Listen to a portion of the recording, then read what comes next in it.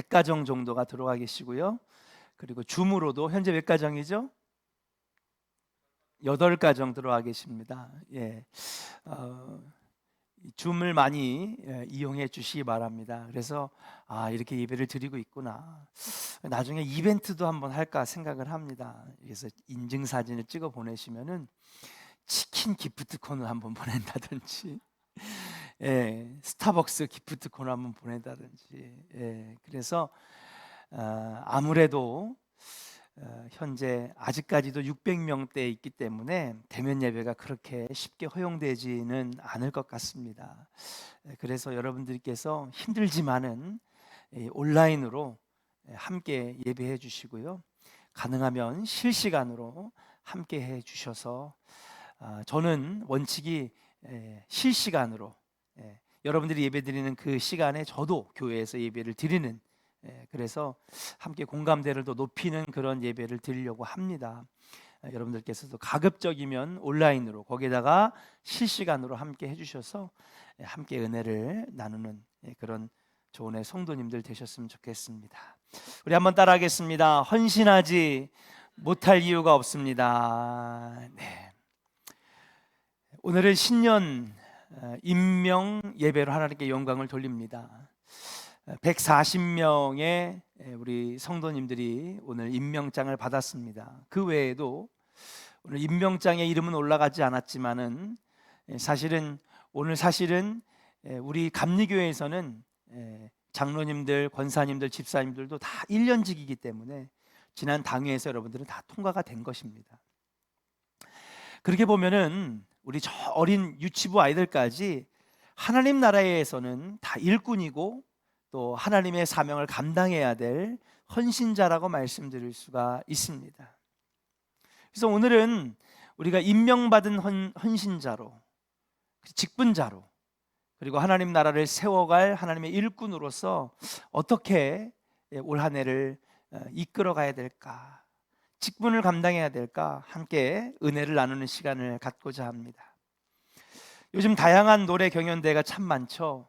미스 트롯, 미스터 트롯, 또 싱어게인, 여러 가지 노래 경연대회가 많습니다. 그런데 보컬 플레이라고 하는 이 노래 경연대회에서 한 참가자가 이런 노래를 불렀습니다. 가족사진이라고 하는 제목의 노래를 불렀는데요, 이 노래를 부르는 이 가수가 노래를 끝까지 이어가지 못할 정도로 막 우는 거예요. 그러니까는 몇천 명의 관중과 TV로 그 경연대회를 보던 사람들도 다 울음바다가 됐어요.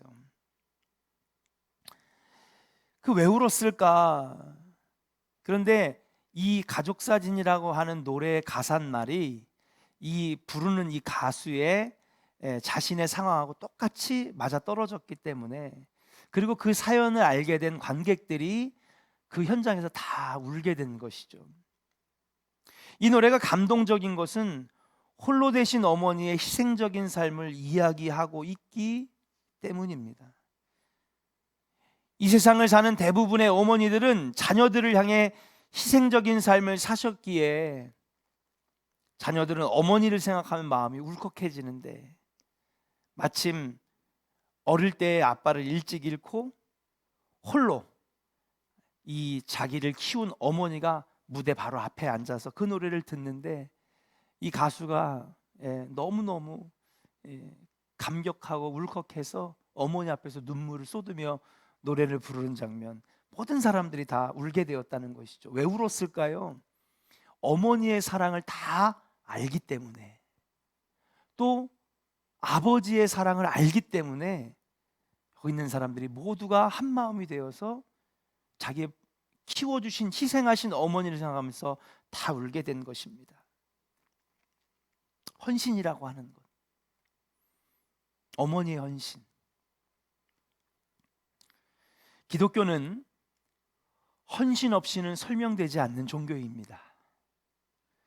예수 그리스도는 십자가의 희생으로 헌신의 모범을 보여주셨죠. 선지자 이사야는 메시아의 희생적인 모습을 이렇게 묘사하고 있습니다. 그가 찔림은 우리의 허물 때문이요, 그가 상함은 우리의 죄악 때문이라. 그가 징계를 받음으로 우리가 평화를 누리고 그가 채찍에 맞음으로 우리는 나음을 받았도다.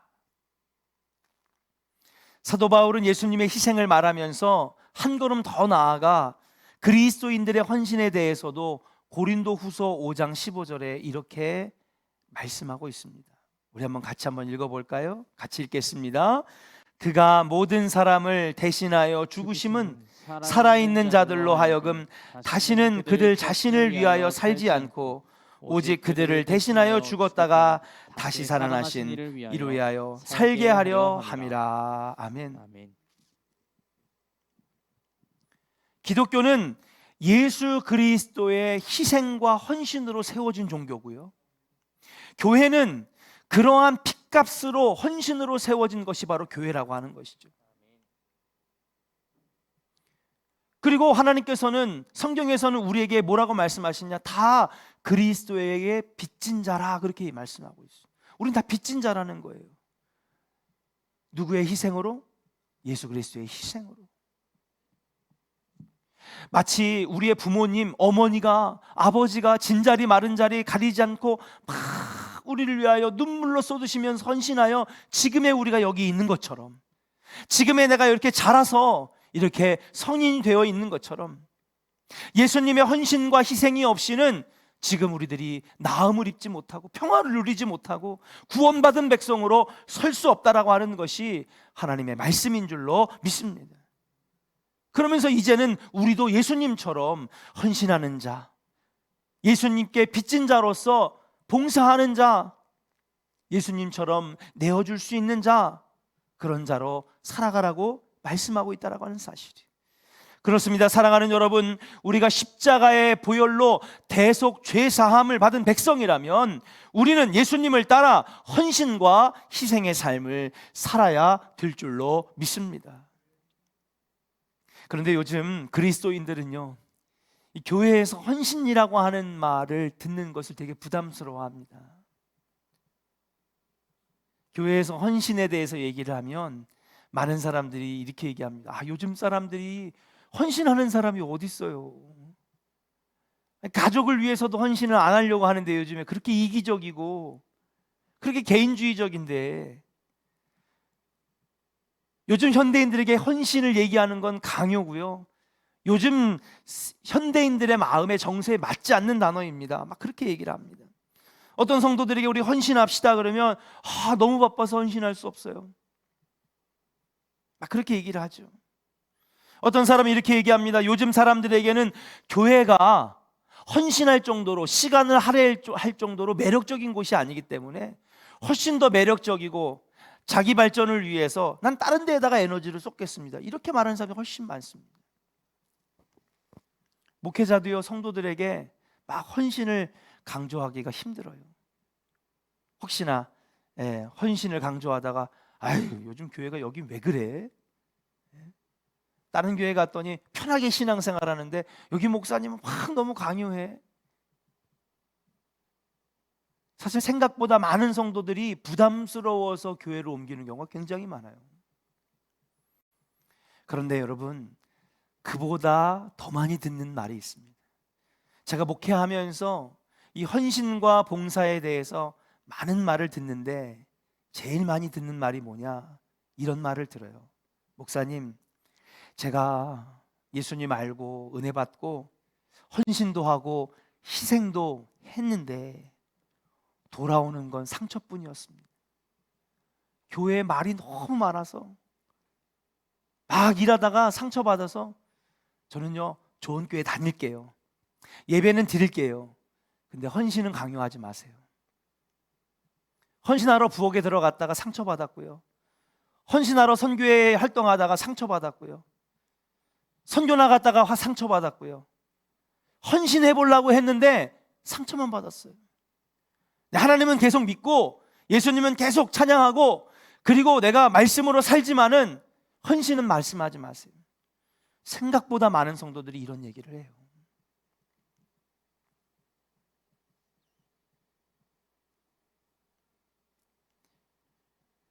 오늘 보면 누가복음 10장에 보면 흥미로운 구절이 하나 나옵니다.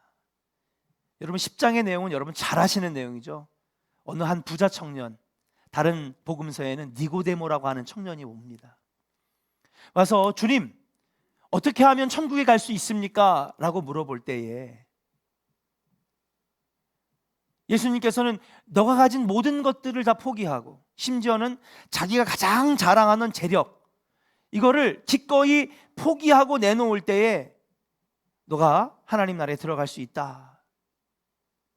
근데 이 부자 청년이 이 자기가 가지고 있는 재력과 권력을 포기하지 못하는 거예요. 결국 고개를 숙이고 뒤돌아 예수님과 반대 방향으로 걸어가는 모습. 이것이 오늘 누가복음 10장의 모습입니다.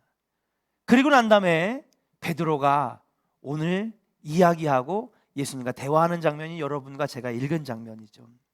이런 상황에서 베드로는 얘기합니다. 모든 것을 다 버리고 여러분 배와 그물을 다 던져버리고 예수님을 따랐잖아요. 이렇게 따라온 베드로는 은근히 넉넉한 보상을 기대하고 예수님과 대화하고 있습니다. 이에 대해서 예수님은 30절에 이런 말씀을 하고 있는데 한번 같이 오늘 본문 말씀을 한번 읽어봅시다. 30절 같이 한번 읽어볼까요? 시작. 현세에 있어 집과 형제와 자매와 어미와 자식과 전토를 100배나 받되 박해를 겸하여 받고 내세의 영생을 받지 못할 자가 없느니라. 할렐루야. 여러분 이런 것들 다 버렸다는 것은 희생했다는 것이죠. 그리고 주를 위하여 헌신했다는 것입니다. 베드로가 그랬습니다. 형제와 집과 재산 모든 것들을 다 포기하고 나는 주님을 따르겠습니다. 그랬더니 주님이 뭐라고 말씀하시냐면 100배의 보상을 받는다고 말씀하시는데 그 옆에 흥미로운 단어가 나와요. 뭐라고 되어 있습니까? 100배나 받되 박해를 겸하여 받고.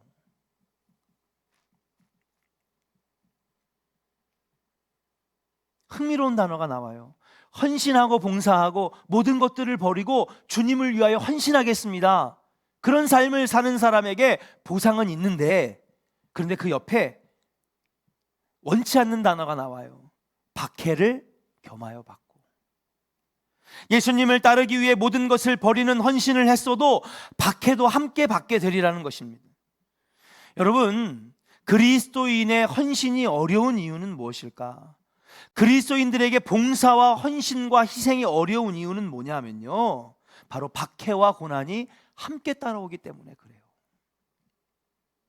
여러분 세상에서요 희생하고요 헌신하고 봉사하고 기부하잖아요. 그러면 어떻게 됩니까? 여러분 박수 받습니다. 신문에 이름이 나고요, 시청에 오라고 그래가지고요 표창장도 줍니다. 모범시민이라고. 기부하면은요 막 기부자 명단에 올라가고요, 신문에 나고요, 막 상도 줍니다. 세상에서 헌신하고 기부하고 봉사하면요 박수를 쳐줘요. 그런데 예수를 믿으며 헌신하고 희생하면 뭐가 같이 따라온다고요? 박해와 고난이 함께 따라온대요. 여러분 그래서 세상의 희생과 헌신과 믿는 자의 희생과 헌신은요 훨씬 더 어렵다라고 하는 차이가 있습니다.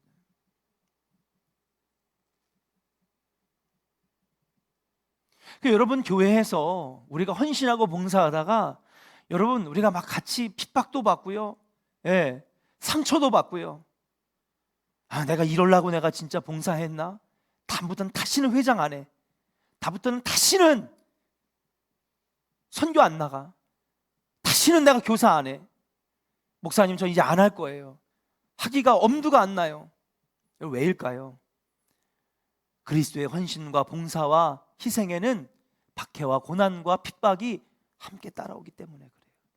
우리가 이것을 이해하지 못하고 세상에서의 헌신과 희생의 마음으로 주님의 일들을 감당한다면 여러분 우리는 100% 실패할 수밖에 없어요. 저는 오늘 임명받은 우리 140명의 우리 직분자들, 그리고 권사님들, 집사님들, 그리고 모든 우리 성도들이 하나님의 일들을 맡은 하나님의 일꾼들인데, 이 일을 하다가 여러분 이 박해와 고난과 어려움 때문에 넘어지지 않기를 주의 이름으로 간절히 축원합니다. 분명한 이해를 가지고 주님의 일을 감당해야 되는 거예요. 세상에서 희생하고 헌신하고 봉사하면요 박수를 쳐주지만 주님의 일들을 감당하다 보면요 원치 않는 오해, 가슴이 찢어지는 고통을 당할 수도 있다라고 하는 것을 우리가 알고 봉사해야 된다는 거예요. 그래서 끝까지 충성하고 끝까지 헌신하는 것이 얼마나 어려운지를 우리가 분명히 알아야 될 줄로 믿습니다.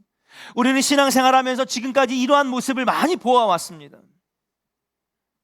끝까지 헌신하는 것은 그만큼 내 힘과 내 의지만으로는 어렵다는 것을 말해주고 있다고 하는 사실이에요. 자, 그렇다면 우리 믿는 자들이, 그리스도인들이, 그리고 우리 2021년을 맞이하는 우리 조언의 성도들이 이제 하나님의 일꾼으로서, 청지기로서, 직분자로서 박해와 고난과 어려움이 함께 따라오지만 능히 감당하며 이 직분을 감당할 수 있는 비결은 과연 무엇일까? 저는 오늘 세 가지 말씀을 여러분들에게 드리면서 여러분 올 한 해도 어려운 상황이지만은 맡은 직분 잘 감당하시고 영혼 구원에 앞장서시며 하나님께 영광을 올려드리는 복된 직분자들과 그리고 우리 성도들 되시기를 주의 이름으로 간절히 축원합니다. 첫 번째, 내 힘으로 할 수 없고 내 의지만으로 할 수 없는 것이 주님의 일인데, 세상의 일은 내 힘과 내 능력과 내 의지로 할 수 있어요. 그러나 주님의 일은 내 힘으로만 할 수가 없는 거예요. 그럼 어떻게 해야 될까요?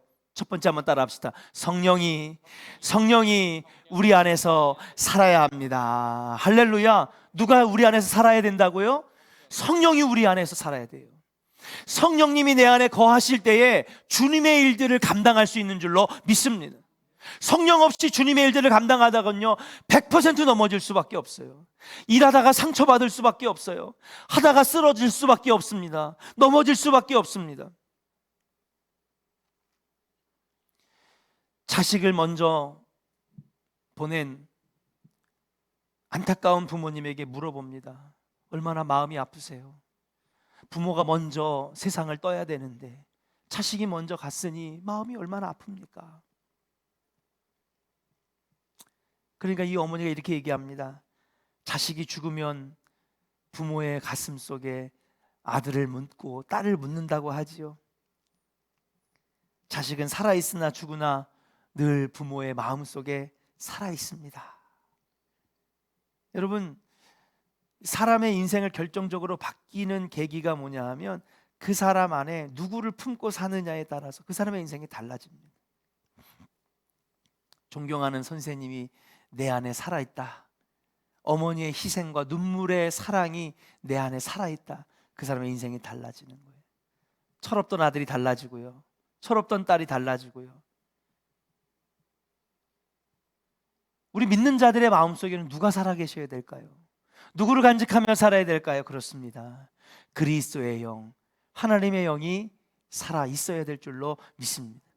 바울 선생님은 로마서 8장 9절에 이렇게 말씀하십니다. 만일 너희 속에 하나님의 영이 거하시면 너희가 육신에 있지 아니하고 영에 있나니 누구든지 그리스도의 영이 없으면 그리스도의 사람이 아니니라 라고 말씀하셨어요. 사랑하는 여러분, 우리가 그리스도인답게, 믿는 자답게 주님의 일들을 감당하고 능력 있게 나아가기 위해서는 성령 없이는 살아갈 수 없다라고 하는 것입니다. 마찬가지로 주님의 일들을 감당할 때도 성령이 내 안에서 살아계시고 역사하지 아니하면 여러분 우리의 힘과 의지만 가지고는 이 사명을 2개월, 3개월도 감당할 수 없다는 사실이에요. 그래서 제가 가급적이면 2년, 3년 됐고요. 이제 교회도 이제 자리 잡았으니까 봉사를 좀 해야 되지 않겠습니까? 그러면요, 제가요 막을 때가 많아요. 어떤 분들은 오해하시는 분이 있어요. 목사님은 나를 무시하나? 나도 그거 하고 싶은데, 나도 속장하고 싶은데, 나도 회장하고 싶은데. 근데 담임 목사 눈에는 보이는 거예요. 저 사람이 지금 이거 감당했다가는 2달도 안 돼가지고 넘어지겠구나.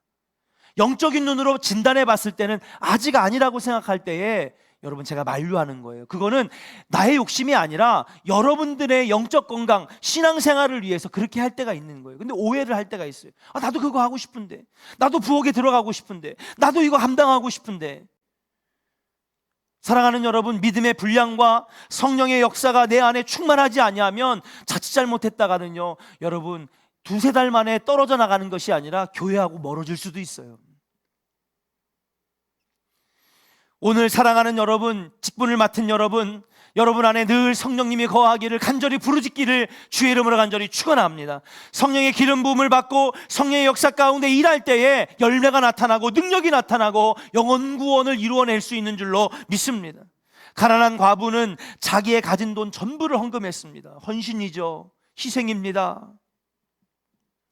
나사로의 누이 마리아는 예수님께 나아가서 자기가 평생 모은 돈을 다 쏟아서 나드 향유를 예수님 발 아래 붓고 자신의 머리카락으로 무릎을 꿇어서 예수님 발을 막 닦아주면서 십자가로 걸어가실 그분의 마음을 위로해드리는 그 여인, 자신의 전부를 드렸어요.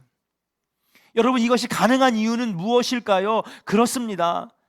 그냥 단순히 마음이 좀 동요돼 가지고 할 수 있는 것이 아니라 그 안에 하나님의 영이 그들의 마음을 움직였기 때문에, 그렇게 할 수 있도록 하나님이 힘주셨기 때문에 모든 것들을 다 내어놓을 수 있는 헌신과 희생의 봉사가 이루어질 수 있었다라고 하는 사실이에요. 더더욱이 여러분, 고난과 핍박과 어려움이 따라오는 봉사와 헌신에는 성령님 없이는 감당할 수 없고 견뎌낼 수 없는 줄로 믿습니다. 2021년 성령님이 여러분 안에 역사하셔서 맡겨진 직분을 여러분 시험 없이, 넘어짐 없이, 쓰러짐 없이 잘 감당해 나가는 우리 조원의 성도들 되시기를 주의 이름으로 간절히 축원합니다. 우리 옆 사람에게 축복합시다. 성령님이 여러분 안에 사시기를 원합니다. 할렐루야. 두 번째, 핍박과 고난과 어려움이 함께 따라오는 우리의 이 직분, 헌신, 이 봉사 어떻게 감당할 수 있을까요? 두 번째는 한번 따라 합시다. 하나님의 사랑을 깨달아야 합니다. 할렐루야. 아까 가족사진이라고 하는 노래를 말씀드렸죠. 이 노래는 원래 원곡자가 바로 SG 원업이라고 하는 이 3인조 그룹 가수인데요, 그냥 김진호라고 하는 체격 좋은 한 젊은이가 자기가 작사 작곡한 노래입니다. 그 김진호라고 하는 젊은이의 아버지는요, 그가 중학교 2학년 때 돌아가셨는데요, 너무 일찍 돌아가셨기에 가족들이 함께 찍은 가족 사진이 없는 거예요. 어린 시절에 너무 가난해서 아버지가 가족의 생계를 꾸리려고 하다 보니까 가족 사진 하나 없는 거예요. 여러분 가족 사진 있으세요? 집에? 있죠. 저희 집에 가면 돌 사진도 있고요, 서정달 목사님 이렇게 은퇴하는 때 온 가족이 모여서 찍은 사진도 있고 결혼 사진도 있고. 근데 이 김진호라고 하는 이 청년은요, 너무너무 가난해서 가족 사진을 찍을 여유조차 한 번도 없었대요. 나중에 아버지 돌아가신 다음에 그 다음에 어머니랑 단둘이 스튜디오에 가서 사진을 찍고, 아버지 명함 사진 있잖아요, 오래된 명함 사진, 그거를 자기 둘이 찍은 사진 옆에다가 붙여놓은 거예요, 풀로. 아빠, 함께 찍은 사진은 없지만 이게 가족 사진이에요. 그리고 그 가족 사진을, 아버지 명함 사진을 붙이면서 그 사진을 보면서 막 이 김진호라는 청년이 감동하고 너무 아버지가 보고 싶어서 그렇게 해서 작사 작곡한 노래가 가족 사진입니다. 가사가 이렇습니다. 나는 철이 없는 아들이 되어서 이것저것 깨지고 또 일어서다가 외로운 어느 날 꺼내본 가족 사진, 나는 아빠를 닮아 있네. 가족 사진 속에 미소 띈 젊은 아가씨의 꽃피던 시절은 나에게 다시 돌아와서 나를 꽃피우기 위해 걸음이 되어버렸던 그 흘린 그 시간들을 내가 깨끗이 모아서 당신의 웃음꽃 피우기를. 이런 가사입니다. 아버지를 중학교 때 보내고 나니까 아들이 방탕한 거예요. 체격도 좋고요, 주먹 힘도 세니까 수많은 아이들을 괴롭히고 다녔답니다. 소위 일진이라고 하는 방탕한 세월을 보내다가 나중에 홀로 되신 어머니의 사랑을 깨달은 거예요. 어머니가 자기를 위하여 아름다운 아가씨 꽃 같은 시절을 다 흘려보내고 그것을 걸음 삼아서 나를 꽃 피우게 했던 그 가족 사진의 가사처럼 그 어머니의 사랑과 헌신이 어느 날 딱 깨달아지니까 이 아들이 정신을 차린 거죠. 그리고 성공하는 가수가 되어서 이런 노래를 만들었습니다. 어머니의 헌신적인 사랑이 자신을 바꾸어 놓았습니다. 그렇게 고백하는 것입니다. 깊은 효심은 부모가 물려주는 재산이 많아서 생기는 것도 특별한 훈련으로 가능한 것도 아닙니다. 여러분, 우리가 효도하고 부모님께 잘하는 순간이 언제인지 아십니까? 바로 어머니의 사랑, 아버지의 사랑과 헌신이 깨달아질 때에, 느껴질 때에 그 아들이 불효자에서 효자로 바뀌어지더라고요. 아, 어머니 아버지가 이렇게 나를 사랑하시는구나. 그러면서 인생이 달라지고 효자가 되고, 그리고 부모님께 잘하는 인생이 되는 것이죠.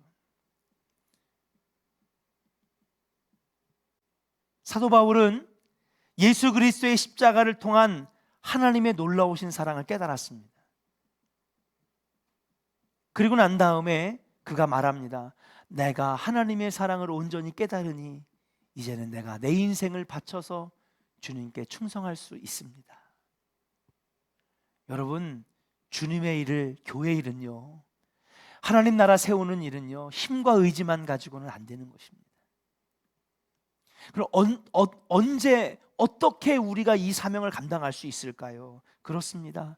하나님의 사랑, 십자가의 그 사랑이 깨달아지면 여러분, 우리가 그 하나님의 일들을 감당할 수 있다라고 하는 사실이에요.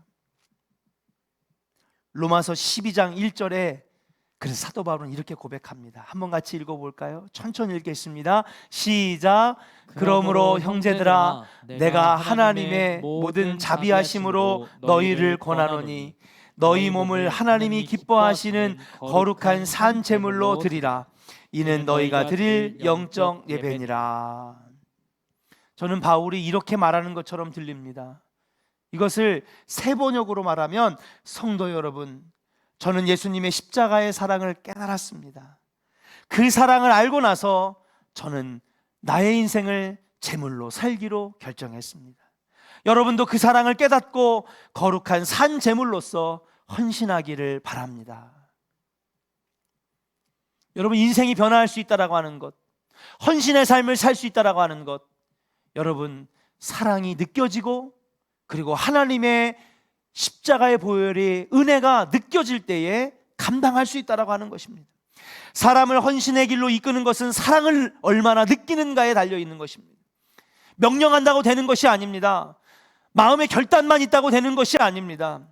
하나님이 우리를 얼마나 사랑하는지 감격하고 감동하고 눈물을 흘릴 때에 여러분, 헌신할 수 있는 힘과 원동력이 우리 안에서 생겨난다는 것이에요. 사랑하는 조언의 성도 여러분, 올 한해는 하나님의 사랑을 가지고 그 하나님의 놀라운 십자가의 사랑을 느끼면서 감격하여 감동하여 일할 수 있는 여러분들 되시기를 주의 이름으로 간절히 축원합니다. 다른 의도를 가지고 일을 하다 보면요, 하나님이 여러분 분명히 치시는 거예요. 교회 일하면서 내 이름을 높아보려고, 세상에서 인정 못 받는데 교회에서라도 내가 좀 한번 인정받아 보려고, 내가 교회에서 이렇게 한다, 나를 드러내 보려고, 여러분 이런 의도로 했다가는요, 여러분의 신앙생활이요, 천국이 아니라 지옥이 될 수밖에 없어요. 그러나 하나님, 나 같은 죄인 살려주셔서 너무 감사합니다. 십자가의 그 사랑으로 나 같은 죄인 살려주셔서 너무 감사합니다. 그 사랑에 내가 보답하고자 올 한해도 맡겨진 직분 감당하겠습니다. 여러분, 그렇게 하잖아요. 여러분의 직분에 놀라운 열매들이 주렁주렁 맺혀지게 될 줄로 믿습니다. 어떻게 해야 됩니까? 하나님 사랑 가지고 올 한해 승리해야 될 줄로 믿습니다. 마지막입니다. 우리가 어떻게 이 사명을 감당할 수 있을까요? 한번 따라합시다. 헌신의 결과를 예상해야 합니다. 몽골 제국의 징기스칸, 얼마 전에 제가 이 징기스칸의 내용을 한번 역사 다큐멘터리로 한번 본 적이 있는데요, 몽골보다 수백 배가 넓은 땅을 정복하고 황제가 됐습니다. 중국을 다 정복했죠. 예.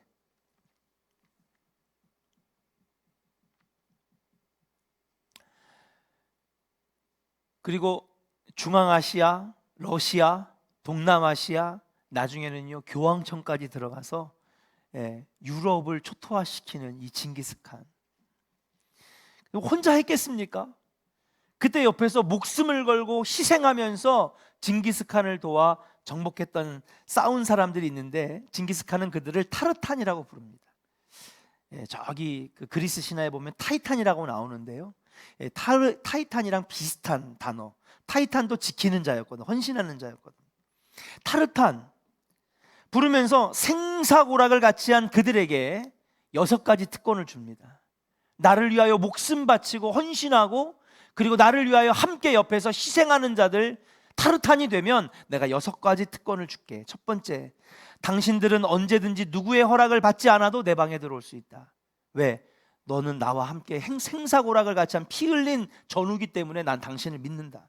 두 번째, 당신들은 전쟁이 끝나면 노획물들을 마음대로 가져갈 수 있다. 세 번째, 당신들은 앞으로 세금에서 평생 동안 면제된다.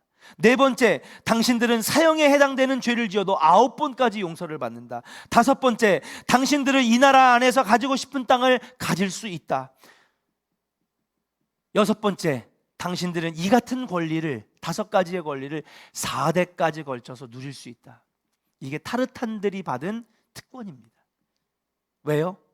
징기스칸과 함께 피 흘리며 살점이 떨어져 나가며 목숨이 개토와 같이 확 버려지는 그러한 희생의 삶을 택할 때에 그들에게 이런 특권을 줬다는 것입니다.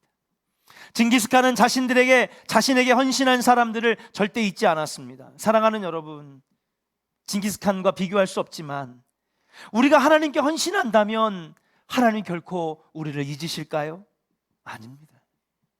여러분, 한 사람도 그렇게 보상하고 특권을 주고 그렇게 대가를 주시는데, 여러분, 하나님은 얼마나 많은 특권과 대가와 그리고 상급을 우리에게 주실까요? 오늘 말씀을 보니까 베드로가 예수님께 말했습니다. 주님, 저는 모든 것을 버리고 주님을 따라왔습니다.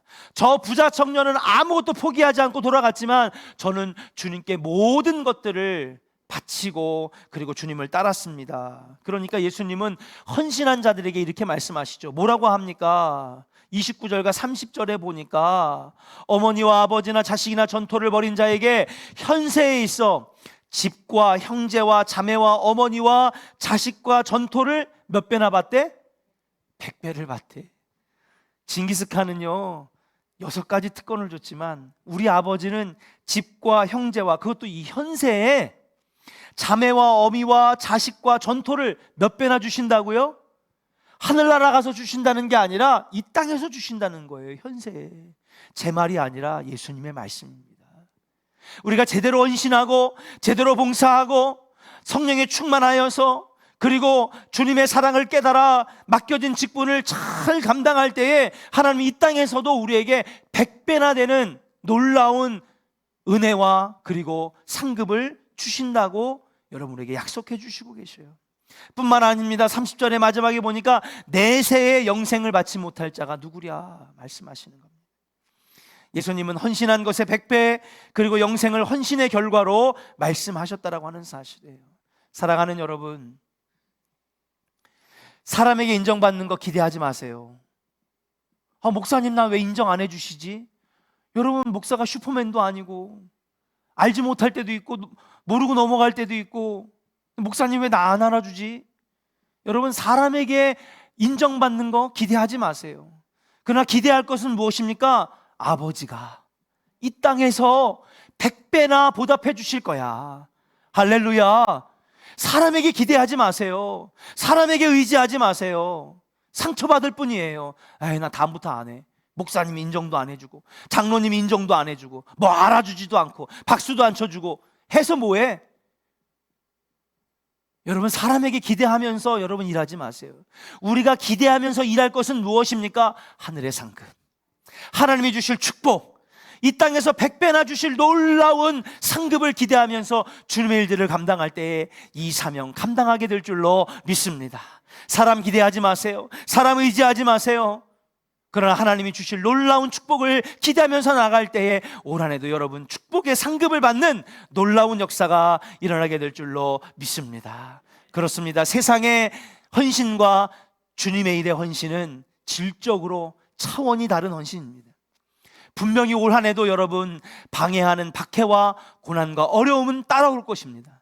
그러나 사랑하는 여러분 안에 성령이 충만하여져서 성령이 주시는 능력으로 일하고요, 하나님의 사랑을 깨달아 감격하여 일하고요, 하늘의 상급을 바라며 일할 때에 올 한 해도 코로나의 어려움 속에서도 맡겨진 자리에서 상급의 열매를 맺는 놀라운 우리 성도들이 될 줄로 믿고 올 한 해 열매를 주렁주렁 맺는 헌신자들이 되시기를 주님의 이름으로 간절히 축원합니다.